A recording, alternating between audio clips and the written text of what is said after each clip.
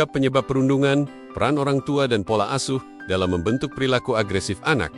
Tahukah Anda bahwa pola asuh orang tua dan dinamika keluarga dapat memiliki dampak besar terhadap perilaku agresif anak yang berujung pada perundungan? Dalam video ini, kita akan mengeksplorasi bagaimana pola asuh yang keras, komunikasi yang buruk, dan lingkungan keluarga yang penuh tekanan bisa membentuk perilaku perundungan pada anak. Kami juga akan membahas cara-cara kita bisa menghentikan siklus ini dengan intervensi yang tepat, dan bagaimana pola asuh yang lebih baik dapat membantu menciptakan generasi yang lebih sehat dan peduli. Simak terus untuk mengetahui bagaimana Anda bisa berperan dalam perubahan ini.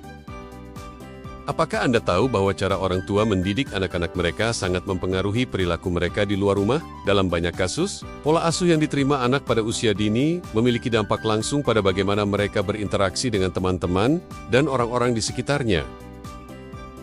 Di segmen ini, kita akan melihat bagaimana pola asuh yang salah, terutama pola asuh otoriter, dapat menjadi pemicu perilaku perundungan. Mari kita pahami mengapa ini terjadi dan bagaimana kita bisa mengubahnya.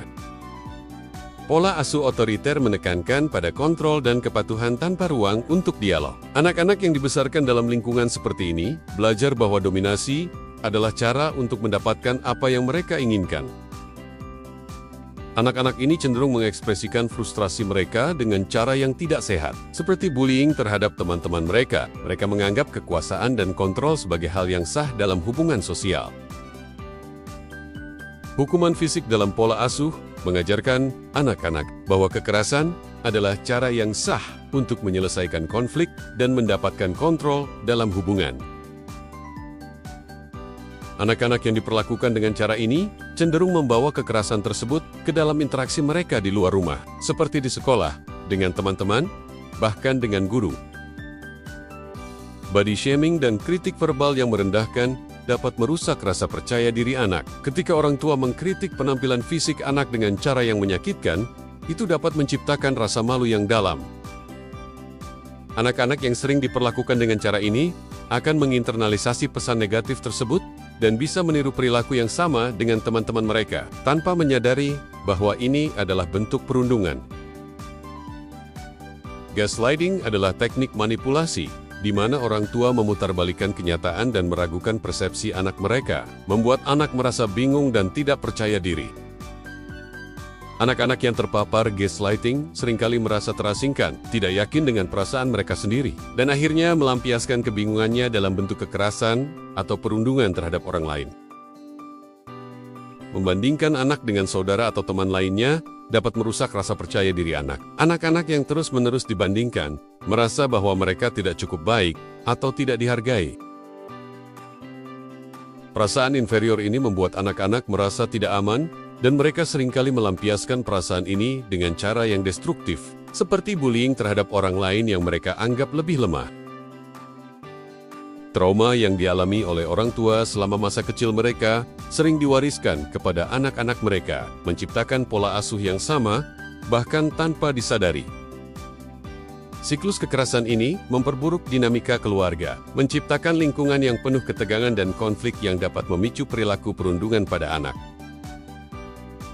Orang tua dengan patologi kepribadian seperti narsisme atau gangguan borderline sering memanipulasi anak-anak mereka untuk memenuhi kebutuhan emosional mereka sendiri.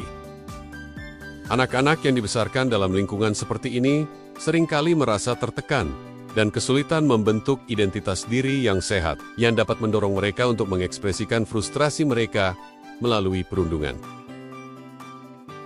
Pola asuh yang penuh kekerasan dapat menyebabkan hiperaktivasi amigdala yang mengatur respons emosional anak terhadap ancaman. Hal ini meningkatkan kecenderungan anak untuk bereaksi dengan cara yang lebih impulsif dan agresif terhadap konflik yang mereka hadapi. Pola asuh yang penuh kekerasan dapat menyebabkan hiperaktivasi amigdala yang mengatur respons emosional anak terhadap ancaman. Hal ini meningkatkan kecenderungan anak untuk bereaksi dengan cara yang lebih impulsif dan agresif terhadap konflik yang mereka hadapi. Korteks prefrontal yang tidak berfungsi optimal menyebabkan anak kesulitan dalam mengontrol impuls dan mengambil keputusan yang tepat. Akibatnya, anak-anak ini cenderung menunjukkan perilaku agresif dan kurang empati yang berkontribusi pada perilaku perundungan. menggunakan instrumen yang sudah terbukti efektif, seperti Parent-Child Conflict Tactics Scale (CTSPC), dapat membantu dalam mendeteksi pola asuh yang bermasalah. Dengan screening klinis yang tepat, kita bisa mengetahui lebih awal jika pola asuh dalam keluarga berisiko menyebabkan perundungan pada anak. Pendekatan restoratif yang melibatkan terapi keluarga dapat membantu memperbaiki hubungan antara orang tua dan anak, mengurangi risiko perundungan. Pelatihan untuk mengatur emosi bagi orang tua juga sangat penting agar mereka dapat menjadi model yang lebih baik bagi anak-anak mereka. Jika kekerasan fisik atau psikis terjadi dalam keluarga, Lembaga Perlindungan Anak dapat memberikan perlindungan hukum yang dibutuhkan oleh anak-anak. Hukum dapat menjadi alat untuk memutuskan siklus kekerasan dan melindungi anak dari bahaya lebih lanjut.